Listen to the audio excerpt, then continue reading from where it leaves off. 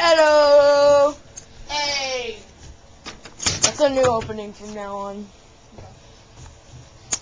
So, today, I wonder if I should microwave this, of course, but today I will be microwaving a bottle of glue. If you guys haven't seen what Whiteout does, then we might do that later if I can get a hold of some Whiteout. So, yeah. I don't know if this does the same thing. I've never tried it, so who knows? Not me. I don't really care. Set it for 4 minutes and 30 seconds. If you hear zapping noises, I'm sorry. And Polly chomping with his mouth open. Yes, you are.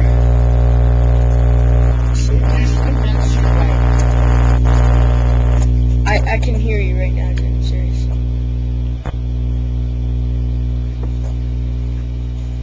I think I can get a good shot right here. Oh my gosh! Whoa. Holy crap! It smells like glue. God. Dude, holy crap. Oh!